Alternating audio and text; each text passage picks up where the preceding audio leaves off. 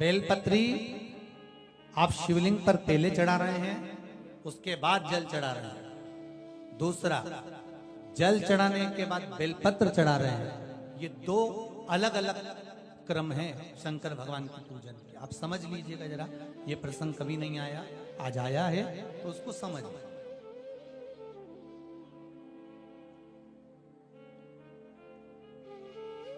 पहले बेलपत्र, उसके बाद में जल जो चढ़ाया जाता है, ये रोग मुक्ति के लिए चढ़ाया जाता है। काय के लिए चढ़ाते हैं अपन?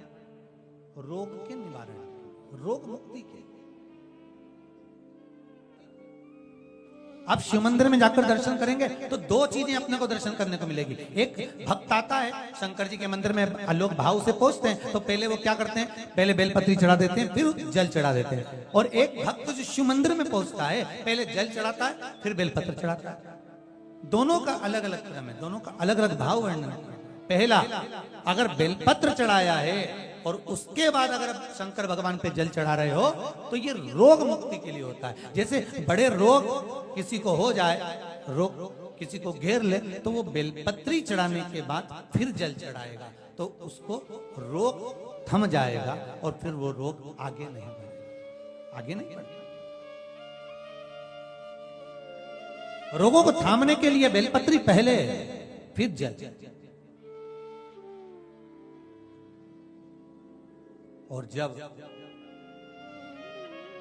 कुछ कार्य के लिए आप, सिद्धता के लिए आप, अच्छे कार्य के लिए आप, मन की प्रसन्नता के लिए, आनंदता के लिए आप शिव आराधना कर रहे हो, आप शंकर की आराधना कर रहे हो, तो आप जल चढ़ाकर फिर बेलपत्री चढ़ा, उसका लाभ आनंद में। आपने जल चढ़ाया, उसके बाद बेलपत्री चढ़ा।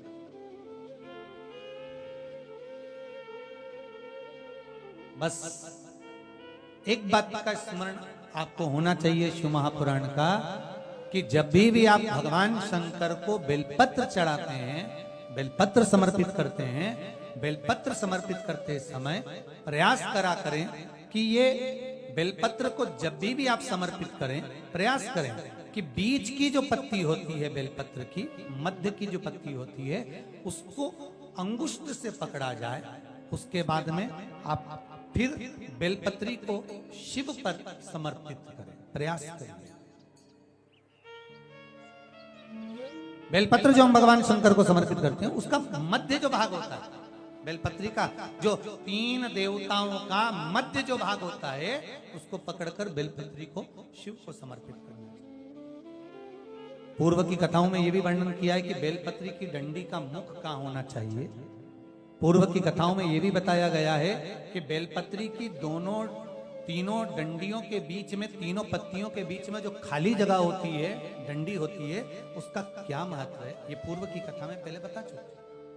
पर आज जो क्रम चल रहा है कथा का, उसमें अपन जो समझ रहे हैं वो ये होना चाहिए कि आप किस कामना से जल चढ़ा रहे हैं, आपके जल चढ़ाने का क्रम क्या है। अगर आप रोग मुक्ति के लिए चढ़ा रहे हैं तो पहले बेलपत्र चढ़ेगी, फिर जल चढ़ेगा। आप कार्य सिद्धि के लिए चढ़ा रहे हैं, पहले जल चढ़ेगा, फिर बेलपत्र चढ़ेगी। महाराज, शिव महापुराण की कथा कहती है, जब भगवान ओघड़दानी शिव करुणा करने के लिए अग्रणी होते हैं, तब ये भूल जाते हैं कि व्यक्ति का पाप कर्म क्या है। व्यक्ति का पाप कर्म क्या, वो भूल गए। उनने तो केवल एक चीज का धारण करा है कि ये मेरा अपना जीव है, मेरे दरवाजे पर आता है, स्मरण करता है, एक लोटा पानी चढ़ाता है, बेलपत्र समर्पित करता है, बस ये मेरा अपना हो गया। और आपको पहले भी कथा में कहा है, जब आपके जीवन में ऐसा लगने लगे कि हाँ बहुत कष्ट है, कर्जा भी बढ़ गया, तकलीफें भी बढ़ गई, बहुत दुख भी बढ़ रहा है, कहीं परिवार सही नहीं चल रहा है, तो प्रयास करते रहा करो। हफ्ते में एक बार एक चावल का दाना जल के पात्र में डाल लिया, एक काली मिर्च जल के पात्र में डाल ली, और उस जल को ले गए, थोड़ा सा चंदन का छींटा डाल दिया, ले जाकर शिव जी को समर्पित कर दिया। दूसरे के यहाँ की निंदा, दूसरे के यहाँ की चुगली, दूसरे के यहाँ की बुराई अपने यहाँ लेकर मत आओ। ईमानदारी से बोलो। कोई तुम्हारे दरवाजे पर कचरा पटक जाए तो तुम्हें कैसा लगे? अच्छे से बोलो जरा। बुरा लगेगा ना? अच्छा तो नहीं लगेगा। रोज रोज कोई कचरा पटकेगा तो और बुरा लगेगा। 30 त्योहार पे कोई कचरा पटकेगा कितना बुरा लगेगा। दरवाजे पर कचरा नहीं होना, दरवाजा साफ होना। परंतु एक विचार करो, रोज तुम्हारी पड़ोसन, कोई रोज तुम्हारा रिश्तेदार, रोज तुम्हारा कोई नातेदार तुम्हारे दरवाजे पर कचरा पटकता है, ये भी तो दरवाजा है भगवान के आने का और जाने का। कथा कहां से आ रही है? यहीं से। ये भगवान का प्रवेश द्वार है, ये भी प्रवेश द्वार है, ये भी प्रवेश द्वार है भगवान के आने का। दर्शन करोगे तो भगवान प्रवेश करेगा, कानों से श्रवण करोगे तो भगवान प्रवेश करेगा, मुख से भजन करोगे तो भगवान प्रवेश करेगा। ये प्रवेश द्वार है। दरवाजे पर कोई कचरा पटक गया कितना बुरा लगा। और रोज तुम्हारी पड़ोसन, नातेदार, रिश्तेदार रोज कचरा पटकते हैं और तुम चाय पिला पिला के कचरा पटकवाती हो। और क्या बोल रही थी जरा बता तो, और क्या बोल रही थी जरा बता तो लिख दो ना कान के ऊपर डस्टबिन और नीचे लिख दो यूज मी। मेरा कान थोड़ी ना कचरे का डब्बा है, कचरे का डब्बा है। पटको कचरा, जितना पटक सकते हो कचरा पटक।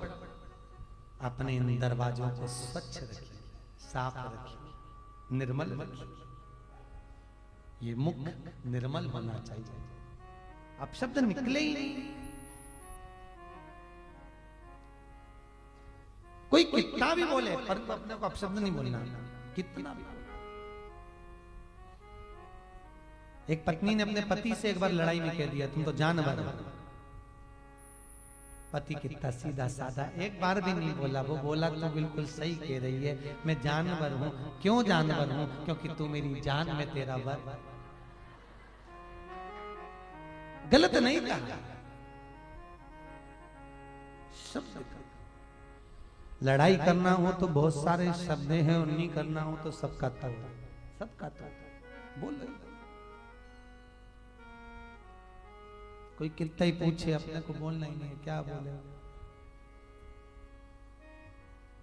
कभी कभी ऐसा हो जाता है पत्नी को लड़ने की याद आती है तो जान करके लड़ते होता है। क्योंकि दोनों में माता पार्वती जी ने शंकर जी से मांगा ही क्या था? भोलेनाथ। भगवान शिव बोले मांग क्या चाहिए? पार्वती जी बोली एक वर दे दो। क्या वर दे दो? 2 वर चाहिए। कौन कौन सा वर? कि एक वर तो ये दीजिए कि पति पत्नी में आपस में जब झगड़ा हो तो उनमें प्रेम बढ़े। ये पार्वती जी ने मांगा था। भगवान शंकर ने कहा तथास्तु, जो पति पत्नी आपस में झगड़ेंगे उनमें बहुत प्रेम बढ़ेगा। तुम देखना पति पत्नी कितना भी झगड़ा कर ले, पति अगर झगड़ के दुकान चले जाए, ऑफिस चले जाए, कहीं पे भी चले जाए, आते से पूछेगा क्यों रे तेरी मम्मी कहाँ गई? आते से पूछेगा। कितना ही झगड़ा हो जाए परंतु प्रेम बढ़ता। और पार्वती जी ने दूसरा वर मांगा था क्या? कि काशी में जो मरेगा उसको गुरु मंत्र तुम्हें देना पड़ेगा। भगवान शंकर ने कहा ये तो हो ही नहीं सकता, मैं गुरु मंत्र नहीं दूंगा, संसार के लोगों को मैं गुरु मंत्र दूं। पार्वती ने कहा गुरु मंत्र तो तुम्हें देना पड़ेगा। भगवान शंकर ने मना कर दिया। पार्वती जिद पे अड़ गई। भगवान शंकर ने कहा अच्छा ठीक है, तू कह रही है तो मैं गुरु मंत्र दे दूंगा। पार्वती जी ने कहा मुझे कैसे मालूम पड़ेगा कि मरने वाले को तुमने गुरु मंत्र दिया? कोई प्रूफ होना चाहिए ना। तो भगवान शंकर ने कहा तू क्या चाहती है? पार्वती ने कहा मुझे वर दो कि काशी में जो मरेगा उसको गुरु मंत्र तुम दोगे, पर काशी में मरने वाले को जब गुरु मंत्र दोगे, गुरु मंत्र कानों में दिया जाता है, मंत्र देने के बाद कान को मोड़ देना तो मैं समझ जाऊंगी कि गुरु मंत्र दे दिया। भगवान भोलेनाथ करे पागलों जैसी बात करती है पार्वती। पार्वती के नहीं, मंत्र देना हो तो बोलो। भगवान ने कहा ठीक है। आज भी प्रमाण है, काशी में जो मरता है उसको भगवान शिव गुरु मंत्र प्रदान करते हैं और उसका राइट कान मोड़ देते हैं। आज भी काशी में मरने वाले का सीधा कान अपने आप मोड़ जाता है, अपने आप, क्योंकि भगवान शंकर गुरु मंत्र प्रदान करते, भगवान शिव मंत्र देते। जिनको रात में नींद नहीं आती हो, टेबलेट खाकर सोना पड़ता हो, रात भर नींद नहीं आ रही हो, कुछ मत करो, सोने के पहले भगवान शंकर की 5 लड़कियों का नाम 11-11 बार ले लो। पलंग पर जैसी पढ़ो वैसी 11-11 बार नाम ले लो। आपको टेबलेट खाने की जरूरत नहीं पड़ेगी। ऐसी नींद आएगी कि सुबह 6 बजे भी उठना बड़ी मुश्किल से उठोगे तब उठना पड़ेगा। ऐसी चक्र नींद आती है। जो टेबलेट खाकर सोते हो, रात को नींद की गोली खाते हो, उनको नहीं खाना। भगवान शंकर की 5 बेटियों का नाम भारत। याद रखिए, जिनको स्वप्न में सांप दिखते हो, सर्प नजर आते हो, या घर के बाहर या घर के अंदर बार बार सांप आते हो, तो भगवान शंकर की 5 लड़कियों का नाम लेकर पान के पत्ते पर चंदन से 5 सांप बनाकर शंकर भगवान को छुलाकर जिसको स्वप्न दिखते हैं उसके ऊपर से 21 बार उसार कर बहते हुए पानी में डाल दीजिए। स्वप्न में कभी सांप नहीं नजर आएंगे, जिंदगी में कभी नहीं दिखेंगे। स्वप्न में सांप सर्प नजर आएंगे। जया, विषहरा, शामली बाली, 2 तली और देव, ये शंकर भगवान की 5 लड़की। और आज भी नियम है, अगर शरम्भेश्वर महादेव का नाम लेकर जिस व्यक्ति को क्रोध आता है उस व्यक्ति का हाथ लगवाकर चावल की पोटली को शिव जी के मंदिर में रख दिया जाए तो व्यक्ति का क्रोध समाप्त हो जाता है। आज भी नियम है।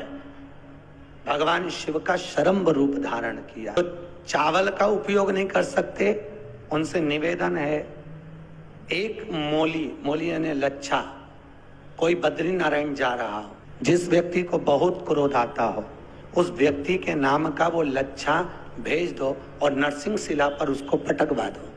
व्यक्ति एकदम शीतल रहेगा, चिड़चिड़ प्रवृत्ति समाप्त हो जाएगी, क्रोध एकदम चले जाएगा। नरसिंह शिला का इतना प्रमाण है। नरसिंह शिला कहाँ पर है वो नरसिंह शिला?